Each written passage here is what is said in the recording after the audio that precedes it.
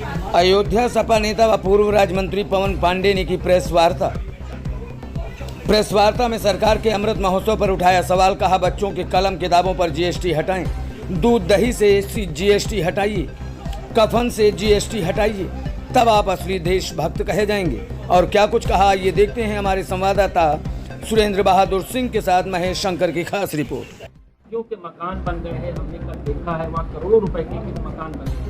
देखिए, सबसे पहले तो मैं जिस मुद्दे पर मैंने प्रेस वार्ता बुलाई है मैं वो आपको स्पष्ट कर दूं कि समाजवादी पार्टी के राष्ट्रीय अध्यक्ष माननीय अखिलेश यादव जी के निर्देश पर पूरा समाजवादी पार्टी परिवार, नेता, कार्यकर्ता, साथी जितने लोग हैं 9 अगस्त क्रांति दिवस के अवसर पर वो गौरव का दिन जब पूज्य महात्मा गांधी ने 9 अगस्त 1942 अंग्रेजों भारत छोड़ो का नारा दिया था। अरोड़ा आसिफ अली ने मुंबई में ग्वालियर मैदान में तिरंगा फहराकर अंग्रेजों को चुनौती दी थी और इसी अंग्रेजों भारत छोड़ो लड़ाई के तहत इस देश की आजादी के लिए हजारों लोगों ने अपने प्राणों की आहुति दी। तो 9 अगस्त से हम लोग क्रांति दिवस के अवसर पर तिरंगा फहराने का काम लगातार 9 से लेकर 15 अगस्त आजादी के स्वतंत्रता दिवस के दिन तक करेंगे।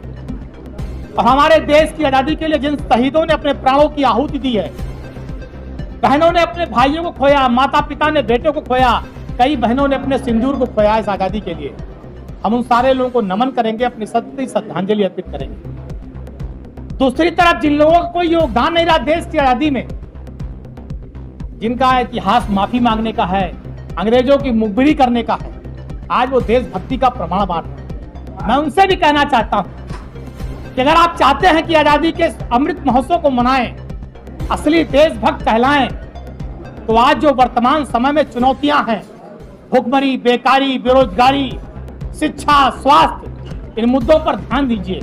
अगर आप सरकार में हैं और असली देशभक्त हैं तो गरीबों के बच्चों के कलम और किताब से जीएसटी हटाइए। जो गरीब लोग हैं उनके दूध, दही, घी और मक्खन से जीएसटी हटाइए, तब आप असली देशभक्त कहलाएंगे। अगर आप देश को गुलाम बनाना चाहते हैं, आर्थिक रूप से, सामाजिक रूप से, राजनीतिक रूप से, तो आपको ये अमृत महोत्सव मनाना शोभा नहीं देता। जहां तक सवाल आपने किया, मैं गया था अभी वहां पर गौरापट्टी, ताराजीपुरम, रजौली में गया था और जब मैंने आवाज उठाई उसके बाद लोगों ने चिट्ठी लिखना दौड़ना शुरू किया। सैकड़ों परिवार वहां पर मिलिट्री के रिटायर्ड लोगों के हैं, प्लाट लिया है। जो लोग मिलिट्री में काम करते हैं, देश की सेवा करते हैं, रक्षा करते हैं, उनका मकान उन्होंने प्लाट लिया है, घर बनाया है। आप सोचिए, जो सैनिक देश पर सीमा पर खड़ा होकर दिन रात इस देश की सेवा करता है, उसकी बदौलत ही आज हम लोग यहाँ पर खुली हवा में सांस ले पा रहे हैं। आज हम आजाद हैं, खुली हवा में सांस ले रहे हैं, तो सैनिकों की बदौलत। और सैनिकों के साथ इतना बड़ा धोखा, अयोध्या की धरती पर, प्रभु श्री राम की धरती पर धोखा, देश के रक्षकों के साथ धोखा, ये भूमाफिया और योगी सरकार के अधिकारियों की मिली भगत है।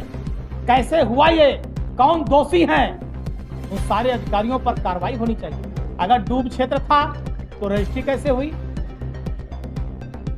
दाखिल खारिज कैसे हुआ, डूब क्षेत्र में मकान कैसे बना, नक्शा कैसे बना, मकान बनाने की इजाजत किस अधिकारी ने दी, उन सारे अधिकारियों पर कड़ी कार्रवाई होनी चाहिए, यह भी मैं कहना चाहता हूं। आवेदन करूंगा, जब माननीय मुलायम सिंह यादव जी मुख्यमंत्री थे तो वहां बंधा बन गया था।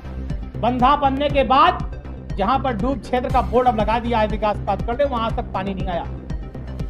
मैं तो कहूंगा जो हमारे सैनिक हैं, या तो उनका पैसा वापस कराओ, जितने की जमीन ली वो पैसा सूद ब्याज समेत वापस किया जाए, जो रजिस्ट्री का राजस्व सरकार ने लिया वो वापस किया जाए, जिससे कहीं और जमीन लेकर हमारे मिलिट्री के लोग अपना घर बना सकें। और अगर ऐसा नहीं हो सकता तो जो जमीन उन्होंने ली है उस पर उन्हें मकान बनाने की अनुमति दी जाए। और मैं कहूंगा, नैतिकता के आधार पर आजादी का अमृत महोत्सव है, भारतीय जनता पार्टी की सरकार है, केंद्र में सरकार भाजपा की, प्रदेश में सरकार भाजपा की, और सबसे ज्यादा देशभक्ति का मीडिया के सामने ढिढोरा भी यही पीटते हैं। अगर आप में नैतिकता है तो चुनौती मेरी स्वीकार करिए। जो अधिकारी दोषी हैं, जो भूमाफिया दोषी हैं, उस पर कार्रवाई करिए और देश के सैनिकों का, मिलिट्री के लोगों का सम्मान करिए। जो उनकी आंखों में आंसू हैं उसे पोंछने का काम करिए, तब आप अमृत महोत्सव मनाइए, वरना आपका ये ढोंग जो है जनता समझ जाएगी।